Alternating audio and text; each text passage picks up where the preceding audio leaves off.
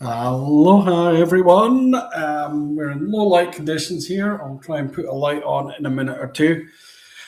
But welcome to the first live stream. Hope you're all doing well. And what we're going to go through tonight is I'm going to do a wee segment on the importance of order dice and how that affects for new players, because it's mainly new players that are going to be interested in my site. And then we'll move on to any army list questions, that type of thing. We'll do a question and answer, and then we'll close up after that.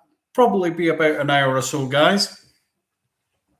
And we'll see how we get on and maybe have a look at some of the things I have planned coming to the channel that we've just restarted. We've been going now for about 3 weeks. Things are going pretty well, so thank all you people for that.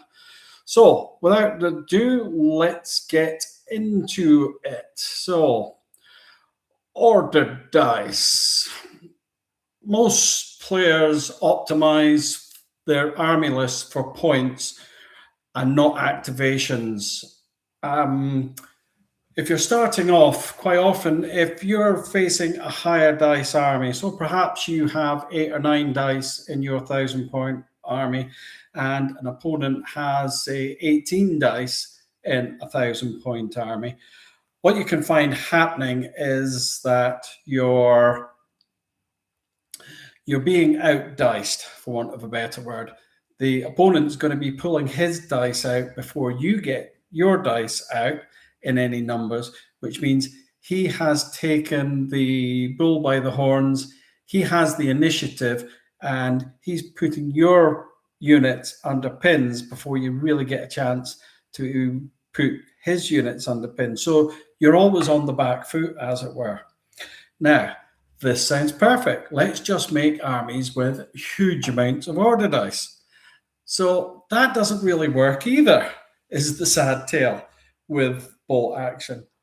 What happens there is you have potentially an awful lot of very weak units because they're 2, 3, 4-man units potentially, and they're quite easy for your opponent to take out. So you're always trying to do that balancing act between having enough dice that you're going to have some activation and not having too many dice that your army is so weak it's going to be effectively, a glass chin and just crumble under the first batch of sustained fire you can have. Now, some people in the past, predominantly Japanese armies, they always tried to have high dice counts. Theoretically, a lot of weaker units to keep them out of the way.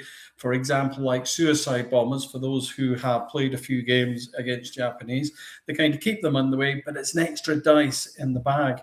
And quite often we'll see players using the inexperienced lieutenant with a pistol for 20 points because it's a cheap dice and they'll hide them away. Which is perfectly fine. If you can hide them away, keep them out of trouble, fantastic. If the whole army starts to crumble a little bit, you're going to lose them. This is highlighted. Quite often we like to take, especially when we're starting out in the game, we like to take thematic lists. My particular favorite is playing a Tiger 2 tank. Now, a Tiger 2 tank is a huge amount of point sink for 1 dice. Now, if you just got the 1 dice, and it's could be up to 600 or 700 points at a 1,000-point army, you've got an awful lot of weak units. You're trying to get your dice count up. I've taken on a couple of occasions 8 dice German armies at 1250 points, and whilst I loved playing the Tiger 2, and it's quite nice at the tournament being that guy who's running a Tiger 2 because everybody wants to do it. It really wasn't all that much fun as a game because basically my dice weren't coming out. The tank has the same problem that all tanks do, is in general, it's rolling 1 dice. So the worst it can do is damage to 1 unit in general. So it's really not that much fun. Your dice aren't coming out. When the opponent's dice come out, he's killing what other units I have on that table. And I'm basically just sitting there with my arms folded, watching all his dice play, and I'm actually doing nothing. And it wasn't really very much fun. So it's trying to get that balance between having tough units that are difficult to get off the park and having enough dice to be able to have some, initiative, or at least as much initiative as the opponent. So quite often with experience, we're looking at running roughly sort of 1 dice per 100 points. So in a 1,000-point list, you want to be roughly about 10 dice would appear to be the sweet spot. Depends roughly on your army, depends roughly on your style of play as well.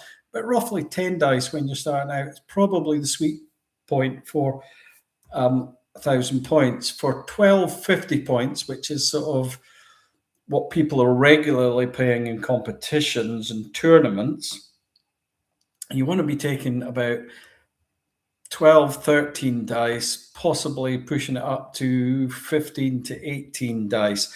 Again, depending on the army, your experience, and the units you've got. But if you're taking a 500-point army, I would be looking at sort of taking 6, 7 dice if possible. When you're starting out, we're quite often doing 600-point lists, 500-point lists. So by the time you've got your officer and your 2 infantry units, you've already taken up about a third of your points, usually, depending on veterancy, etc. Unless you're one of those guys that likes playing a horde army. Horde armies are going to be slightly different because the idea is to swamp them with lots of big cheap units that are difficult to kill. Typically, Japanese armies play this kind of style quite well. They still have the Banzai rule, which has changed a little bit, but still allows an officer to get up and Banzai anybody within sort of close proximity of them, just straight into your face. And if you're a new player and you've never had this happen to you before, it can be quite unnerving. Once you've had a little bit of experience, you can cope with the Banzai charge. There's lots of ways to defeat it, but if it's your first few games, somebody's playing Japanese, it can make life a little bit exciting. So, what's the kind of antidote to this? Generally speaking, as a newish player coming to it, you want to be thinking about, as I say, about 1 dice per 100 points will give you kind of somewhere in that middle ground is kind of the nice number. So you, as a beginner, you just want to remember one thing is don't build a list at 1,000 points that's only got 6 dice in it. You're not going to have very much fun. You might not lose, probably not going to win an awful lot. You probably don't have enough infantry, but you're really not going to have much fun because you're not going to be sitting doing much because you don't really have enough dice. You're going to be watching your opponent playing dice. And at the end of the day, the object of the exercise for us all in this is to have fun, even if it's, yeah, we've got to have fun. We want our opponents to have fun. So they play us again, especially if you're in a small community. You don't want to be the guy that whips everybody's butt every single time. But all of us want to have fun. None of us want to be the guy that's tabled in 2 turns.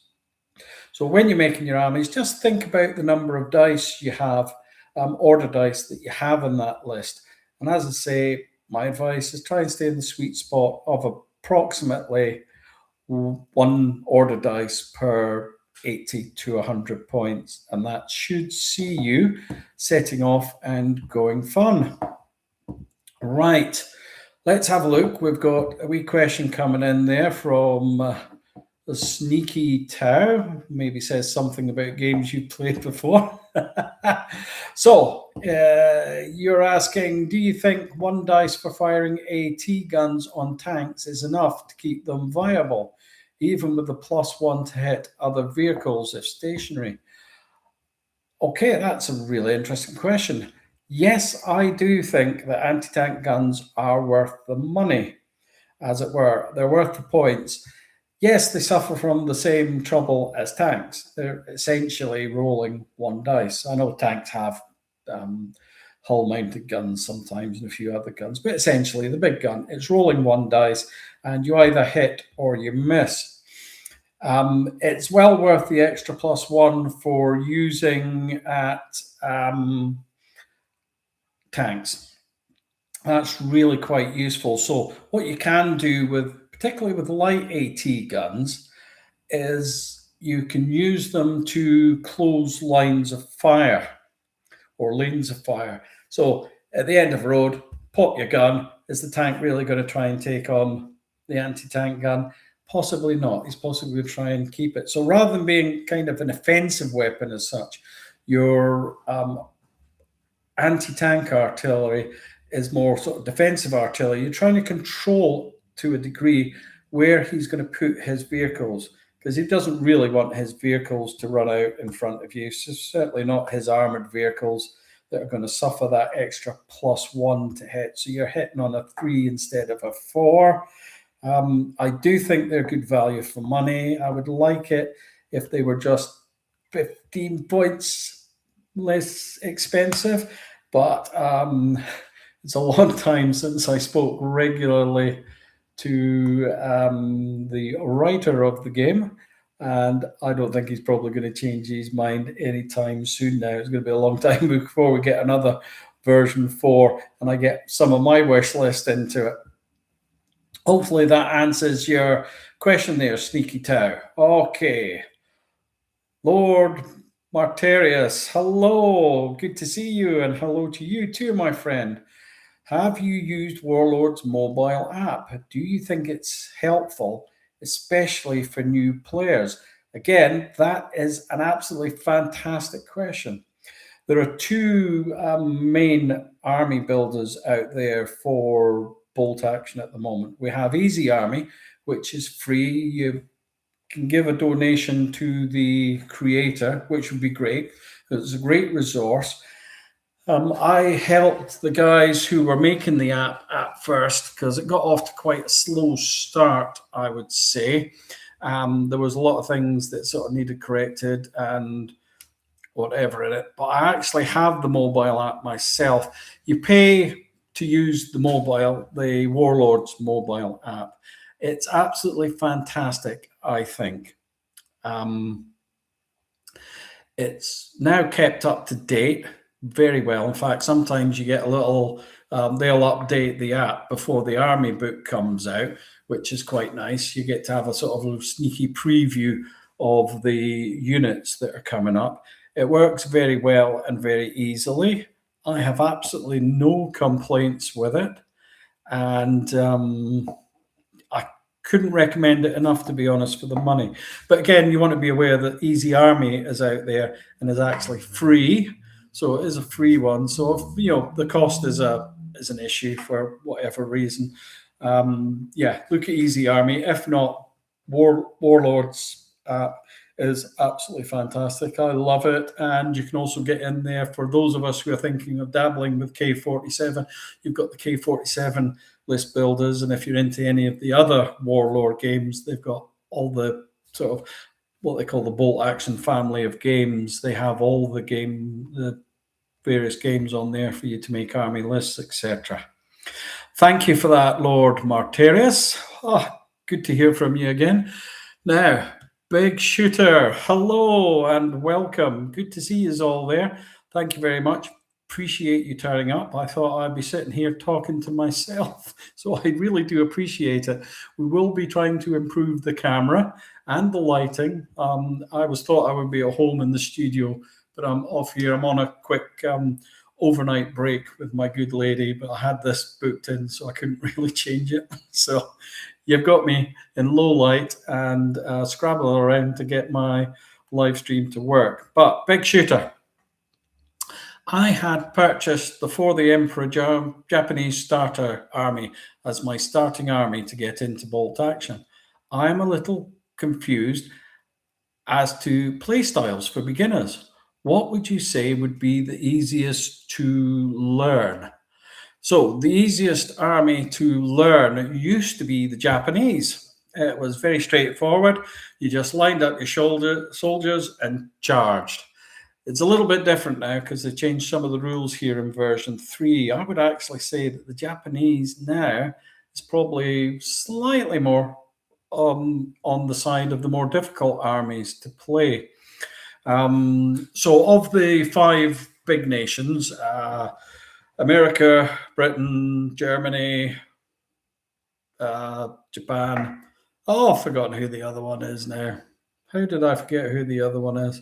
Anyway, Russia. How could I forget my Soviet friends? It's probably, of those 5, probably now the most difficult to play. It doesn't mean you shouldn't be playing it. You can still play it in a kind of just push forward and surge, which frightens a lot of people. It's thought to be, if you're looking at the meta with all the experienced guys, it's thought to be one of the stronger armies in many ways at the moment. You want to learn your Banzai rule, and the way I've seen it played at competitions like at the World Team Championships I was just at very recently, it was a case of the officer runs forward with as many units as he can gather about him. Then next turn he issues a Banzai charge, and the whole block of the army just charges forward. And it can be quite a shock, especially if you're a new player. So probably not one to start off with your friends that have only just started playing the game, because it's going to shockwave them.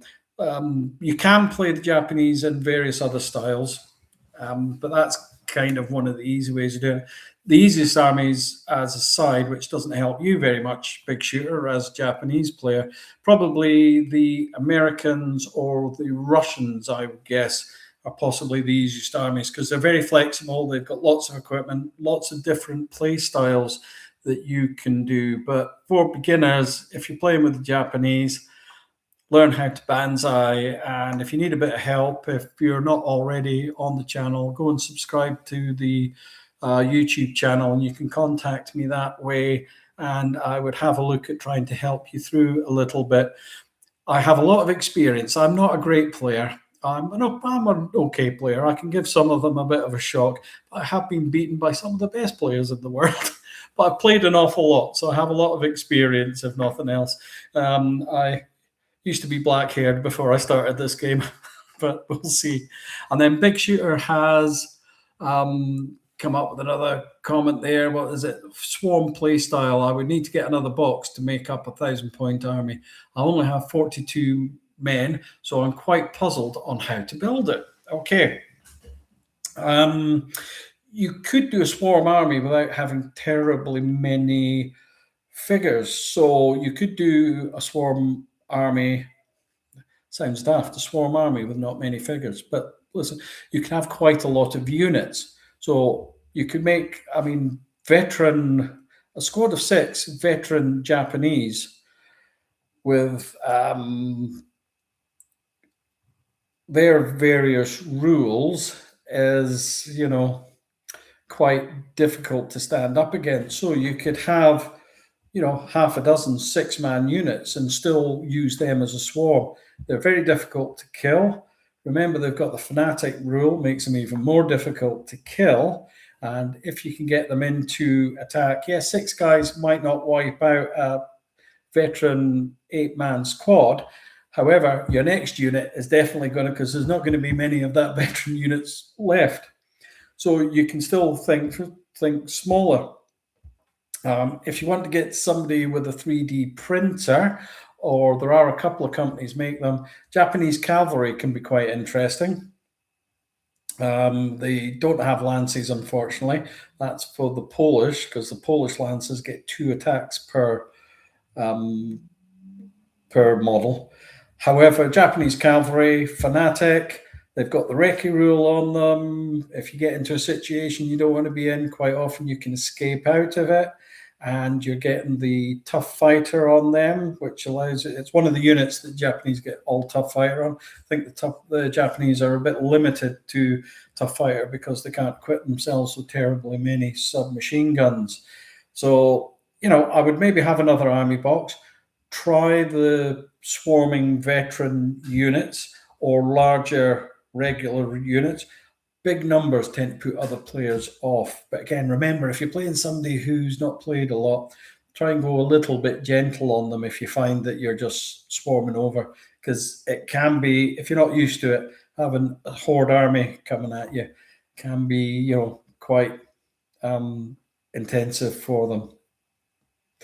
And then where have we got? Lord Martirius, hiya. Okay. Tank versus tank. Is this possible with bolt action? Absolutely possible. Now, they actually have their own game, and I forget the name of it now, but there is actually a tank battle game in the bolt action family of games. You can probably pick it up quite cheap. I think is it called Tank Commander? I would need to check on that, Lord Martirius. But also, what you can do is there is a supplement, Tank Wars, where you can just play tank on tank. And why not just actually play tank on tank using the standard rules? At one time when I was with Warlord as an employee and we went to shows, we used to do a Tiger tank versus a Sherman tank and try and reproduce the film scene out of I forgot the name of the film now. The film about the tank, Easy 8. Anyway, and we just reproduced that. It was a quick sort of it wasn't even a 5-minute thing, just to keep people entertained at the table, watching the two tanks fighting. And in Aberdeen, I'm based in Scotland here, up in Aberdeen every year, they have a Tank Wars battle where we just play, it's usually about 1,500 points worth of armor platoons, no infantry platoons required. Fury, thank you very much, Big Shooter. Good man. You shouldn't work with old people, should you? And that works very well. Just 1,500 points of just armor. Have fun.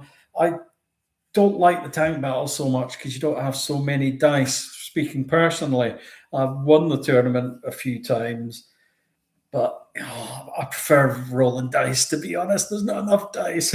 If I could get myself a Tiger 2 tank with 42 guns, I'd be a happy man. Mind you, I guess all of you would be too. But yeah, so excellent. Right, next, Sneaky Tower.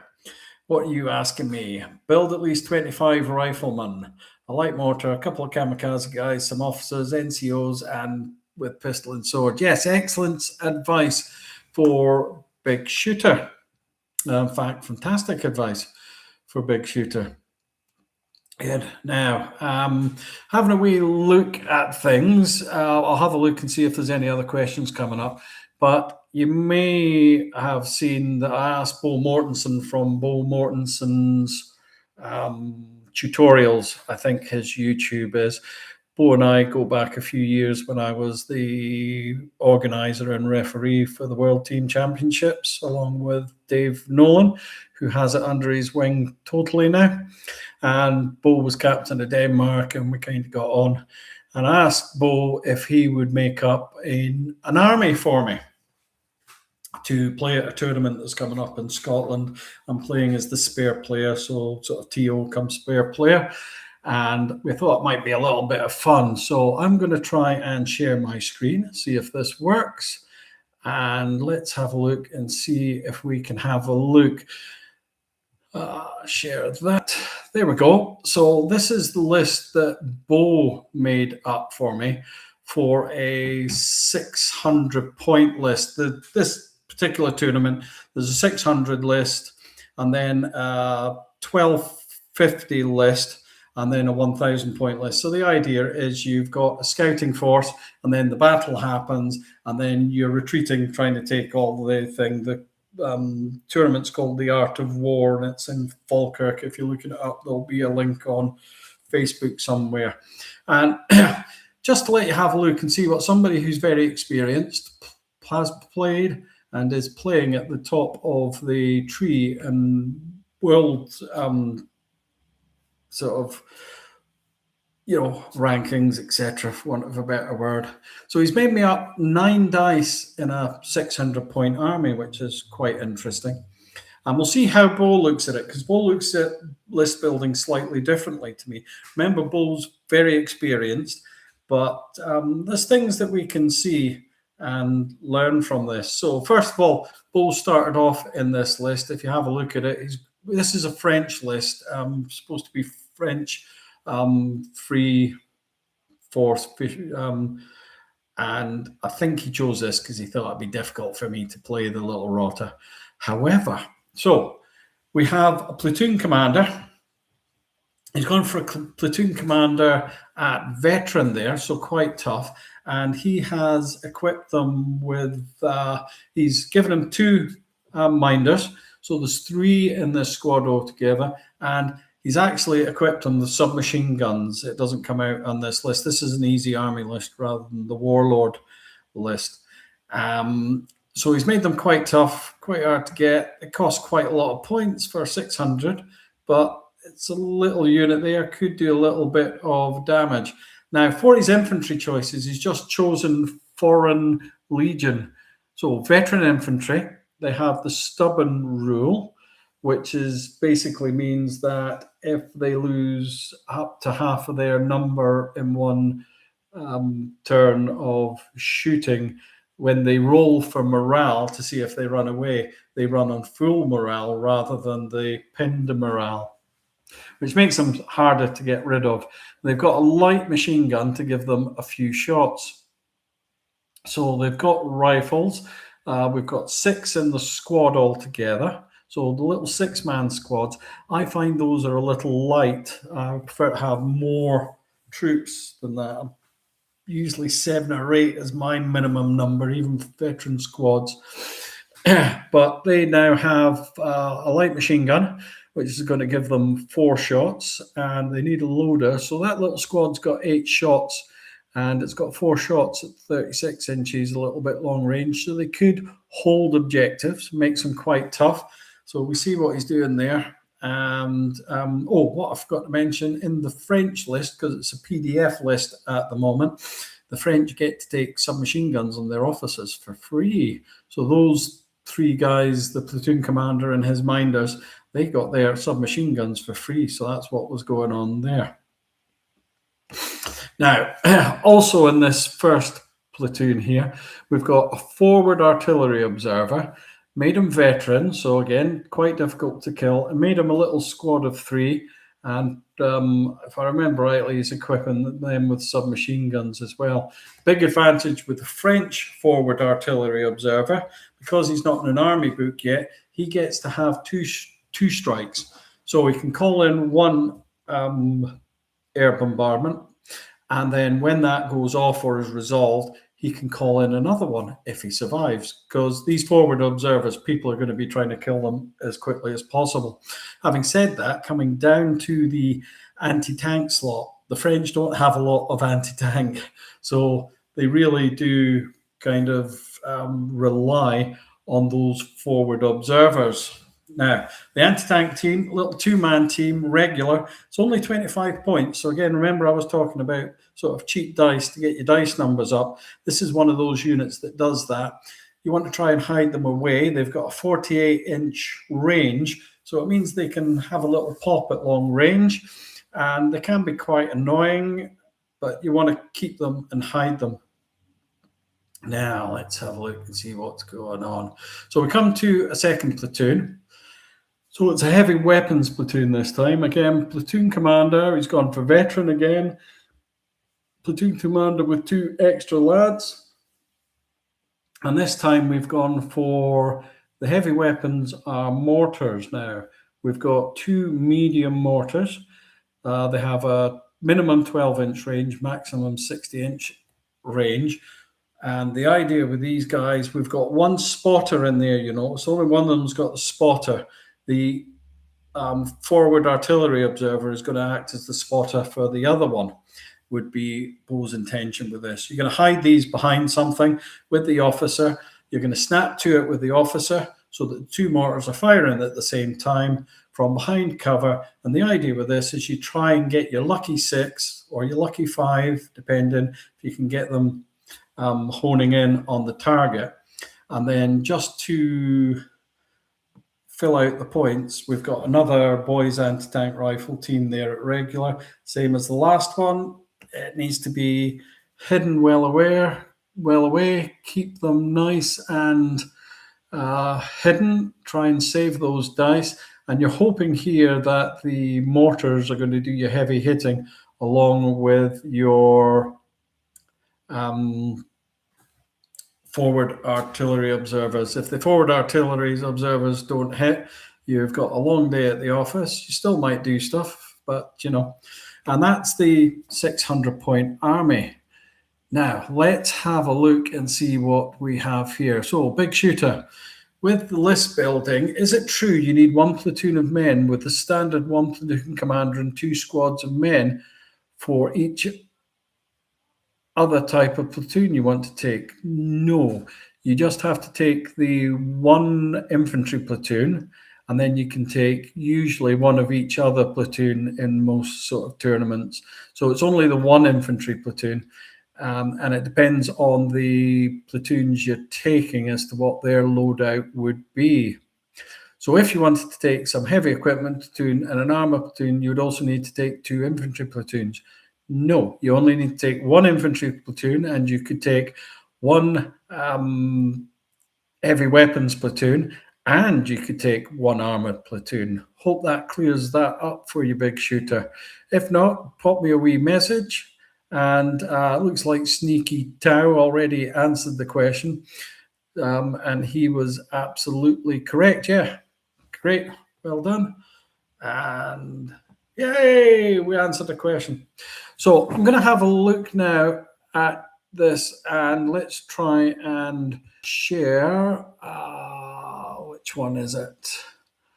Let's try and share this one. Yeah, so we'll share the 1,000-point army, and we'll just have a look through that. And hopefully this will give you some ideas now. Let's try and share the correct page. There we go. Which one is it? I think it's this one. Share that page. And here we are into the 1,000-point list. You can see it comes up as 993.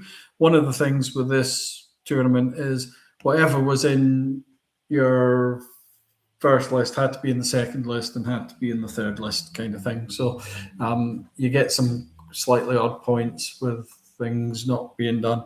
So as you can see, same as the 600-point list, we've got that veteran platoon commander, the 2 veteran Foreign Legion squads. Just let me go back here and check you're seeing this. You are good. That's lovely. Let me get back to there. And we've got the forward observer. This platoon's looking exactly the same as the first platoon in the 600-point list. Nice and easy. So all the same things go. Now, platoon 2, this time we have, what do we have? Exactly the same. Oh, that's because it's the 600-point list. Take it back, I'm a silly man. Let me have a look and see if I can get the right list up here. Where am I going to? That's not the right one.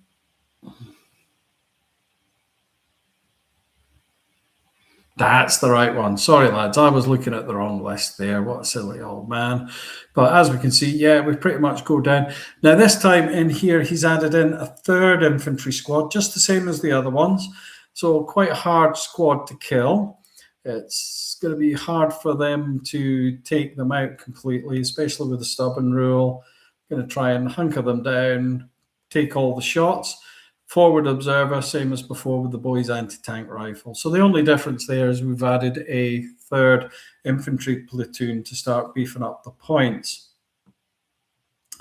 Heavy weapons platoon, the same officer, exactly the same. We have 2 medium mortars, and this time we have got another 2 boys anti-tank team rifles. So this time in this list, we actually have 4 anti-tank rifles, all at 25 points, which if you notice will give us 4 dice for 100 points. They're quite squishy, being regular and being only 2-man teams. So you want to be quite careful how you use these. If you're not used to playing the game, you just started, you're probably going to lose these units fairly quickly, and your dice count's going to start coming down. But Bo's given me 4 anti-tank teams. Thank you very much for that, Bo. And then we've got a recce platoon. Now, this is where this gets interesting. I just want to check the points on this. Yeah, it's 1,000 points. So we come down, we've got a recce platoon. Now, there's not going to be many vehicles in this, but there's something here you want to notice. We've got now regular troops, and you've got your platoon commander with an extra guy. But if you look just down at the bottom there, you'll see the entire squad mounted on horses, which now gives them the cavalry rule. So this means that they can move about a little bit easier. They can advance 9 inches or run 18 inches. They can take multiple turns, but like a motorbike can in the game. And they also therefore have the recce rule, which allows them to make an escape move if they haven't played their dice. And this means you can get this platoon commander about the field to try and support units a bit more easily and kind of keep them alive a bit more easily, and will be handy if you're trying to have to play games where you need to move your troops across into the opponent's half at the last minute or to get them off the park, for example, like envelopment. So in a recce platoon, everybody has to have transport. Because he's on a horse, he's got transport. We don't need an actual transport piece. And then we've got a cavalry section. We've just talked about them when we were talking about the Japanese. So we've got 6 regular guys on horses, exactly the same thing. They have carbines, which means that from horseback, they can only fire 6 inches, which is, a bit, it's not very powerful. However, because they have the recce rule and they're on horses, there's quite a lot of things you can possibly do with these guys. You can try and infiltrate them into the back lines. They can't come on an assault, but they can come on and fire and then next turn assault, because quite often at the back of the enemy's field, you can get cover to hide these guys behind. Also, they can assault small units, so artillery units, things like boys anti-tank rifles, mortar units are going to die, and this 6-man regular squad could probably take out 2, maybe 3 units if they have the opportunity. They certainly could take out 2 of those kind of smaller units if they're available. And then we have another forward observer. So at 1,000 points, not only do we get 1 forward observer with 2 strikes, we get another forward observer with 2 strikes. And even if you don't roll a 6 to get your direct hit on anything with the forward observers, you're starting to pin out an army, which is making it difficult for them to do what they want to do at the start, which is quite handy. And as you just notice at the bottom, the entire squad is mounted on horses. So this is quite a mobile unit. And again, they can act as a spotter for your mortars, which gives it a bit more flexibility. Sometimes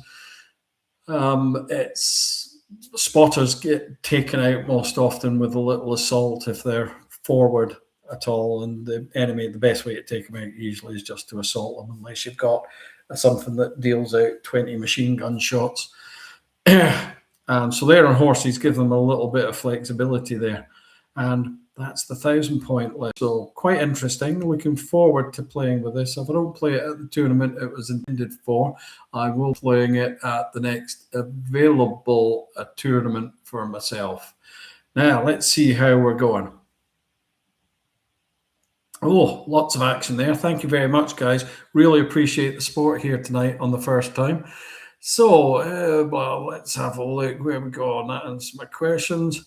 Seems like it is a decent list Bo's made. No vehicles or transports. Yes, that's what I saw there. But do we need them? It's pros and cons, isn't it? 600 points, a transport. It's, do I want the flexibility of that transport, or maybe do I want another unit which could turn a game? It's one of those, it's a toss of a coin. As you'll have seen in the 1,000 point list, our transports are horses. So now we do have a little bit of transport to make things a little bit more exciting. Now, yogurt pants. I'm not quite sure where that name comes from. However, my brother runs Americans late war, and I've grabbed the French. What is some advice for running French in the late war when their tech is lagged behind? It just always feels so. Excuse me. I can't quite make out the last word there because there's something on the screen. I'm sure it says outgunned, probably. You're absolutely correct. Playing the French, I have played them before, and I absolutely love the French. I've won a tournament just last year playing the French, and it was, you've got to look for the little advantages with the French. At the moment, because they're not an army book list, they have the forward artillery observer, and that's well worth getting as many of those in as you can, because they get the 2 artillery strikes, and that's really their main anti-armor that they have. They do have the boys anti-tank rifle, which is interesting against transports and light armor. So what is good about the French at the moment? The forward artillery observer is good about the French. What else is good about the French? They have a little transport, which I can't remember the name of at the moment, but it is a closed top armored transport with I think it's a light machine gun at the front. But what that allows you to do is transport your troops without them getting pinned. It's a wheeled vehicle, and it only takes 7 men. But if you put 7, for example, foreign legionnaires in it, you now have quite a hard-hitting unit that is difficult to kill, can jump out. You've got 2 or 3 submachine guns in that unit, and you've got a light machine gun potentially, so pumping out a few shots. And if you learn how to use them, that can be pretty effective against an awful lot of people. What else can we do with the French? So with the French, cavalry. They're not the best cavalry, but they're not the worst cavalry. And I've certainly had a lot of success with the cavalry, but you need to know the cavalry rules. You need to know your recce rules. And I've got some guys on camels for my French army. So for Africa, sort of obviously. Is it obvious? Hopefully it is. And the cavalry have been very successful. You can run them as regular, probably get away with that. I tend to run them as veteran because I like veterans and I like less models, so I have less painting. And they've been quite successful. But you want to practice with them a little bit. Don't just have a game, get hammered, and then change everything. Play the same army 2 or 3 times, get to know how they work, and then you're going to be running mortars with the French to try and take out 2 or 3 units if you can, just to give you that wee dice advantage if you can. Anyway, I hope that helps. But yeah, they do feel outgunned, but you'll pick them up again if you want to. If you want to subscribe either on YouTube or on my Facebook and contact me, I can maybe give you even more help. Now, what else have we got? 4 anti-tank rifles for 100 points. Sounds like a steal. Yes, big shooter it is, if you can keep them alive. And I tend not to be terribly lucky with anti-tank rifles. They seem to miss an awful lot of stuff. But they're very good, again, for closing lanes of advance for transports. They're quite good at keeping transports away from you, which is quite handy. Yep, Sneaky Tower. Yep, the Armies of France is due at some stage, and it'll be interesting to see. The forward air artillery observer is definitely going to be hammered in that, I'm pretty sure. But we'll see. There might be something. The French lack anti-tank is their trouble, and their tanks, because all their tanks are early war, really aren't fit for the job of taking out other tanks as well as some might be.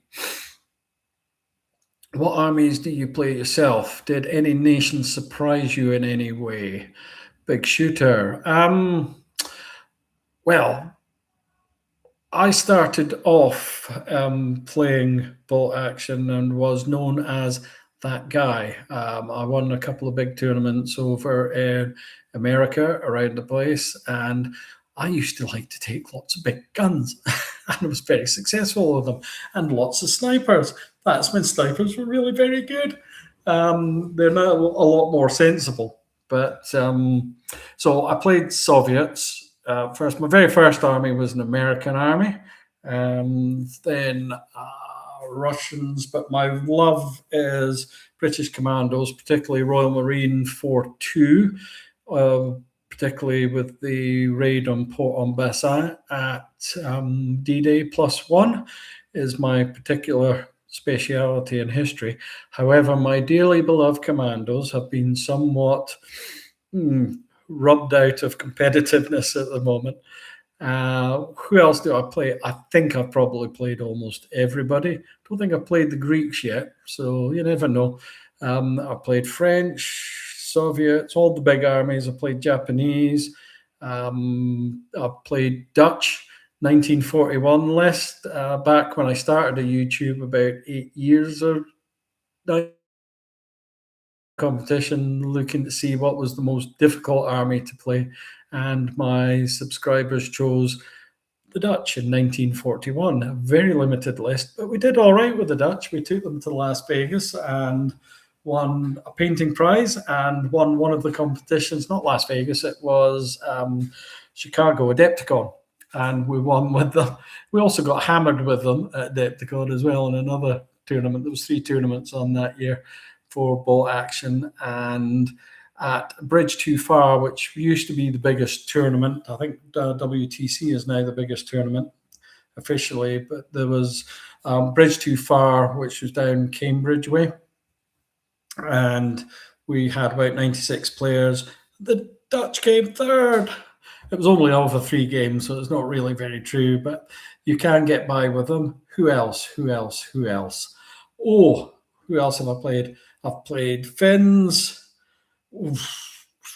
Gurkhas, Chindits. I think I played almost everybody, but my favourites are my Commandos. Recently been playing Americans again. I took them to WTC. Not too sure if I love them or hate them. Germans, obviously, so I like my Germans. I like everything. I just like playing the game. The only thing that can make bolt action better is more games. So, that's just me. I enjoy playing and interacting on a one-to-one, and I don't necessarily have to be super competitive.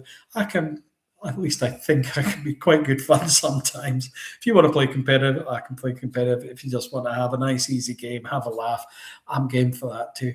I just love playing the game. Right, what else?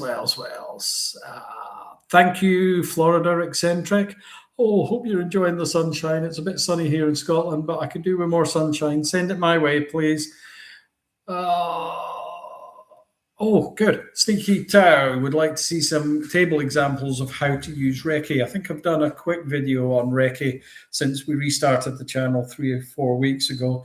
And yes, okay, we'll get the camera out on a table and show you how the Recce rule works and escape rule works at some stage. Great idea. Thank you very much. Yogurt pants. It's helpful. Thanks, glad. I'm an old man. I'm not always sure if I'm all that much help, but I do try my best.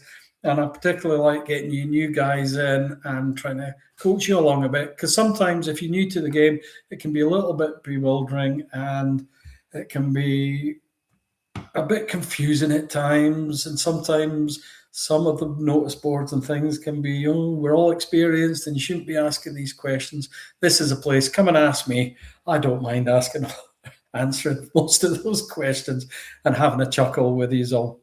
So we're getting close to the end of this live feed. So thank you very, very much. In the future, we've got a few videos coming up. I've got a video in the pipeline at the moment showing you how to build a list on Easy Army. Perhaps we'll do one how to build a list in Warlord Games app as well. I'm going to be carrying on with my sort of new to bolt action series. We get quite a lot of questions, so I can use those questions to do sort of videos to try and help some more of you guys out there. If you ever see anything confusing videos, you don't understand it, just ask me the question.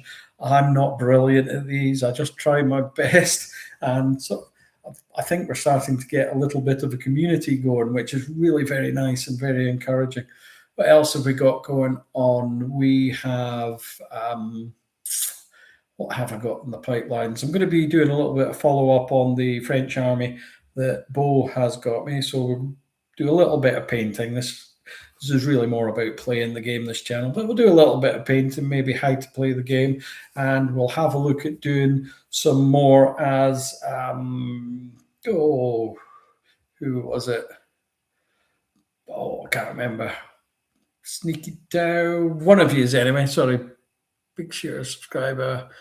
Yeah, Sneaky Tower said doing stuff on the table. So I'm going to get my wee kitchen table out, which we do for the small demos, and we're going to be doing some work on how the rules work. I've got another one coming up shortly on using shaped charge, so bazookas, Panzerfausts, Piats against troops in buildings and against buildings, and that's quite interesting. Can catch you out if you don't know how it all works. I was caught out recently by one of my good friends at our club night, and I was like, oh my God, didn't realize. So you're always learning something. What else have we got going on? We'll be looking at all the comments that you guys leave me, which is brilliant. And we'll be basically doing content which hopefully is good for you rather than content that I think you want to see and hear. I'm going to be doing content that you want to see and hear. So if you have suggestions, or you think, I don't understand how that works, or my mate Billy went and beat me by doing this, we'll try and do sort of explainer videos to give you a bit more control over your games. You want to feel as though you're in control. You're not being surprised by rules or surprised by the way that particular rule reads. Okay. Thank you, Big Shooter. Very thankful for your time and good content for beginners to the hobby. Oh, thank you, mate. I don't know whether it's good content or not, but if you're getting value from it, that's all that matters to me.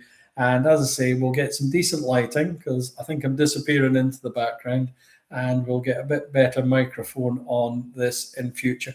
We're going to be doing these every Sunday night now at the same time. So have a great evening, guys. I'm going to sign off for now, and take care and keep rolling your dice. Take care, boys. Bye for now.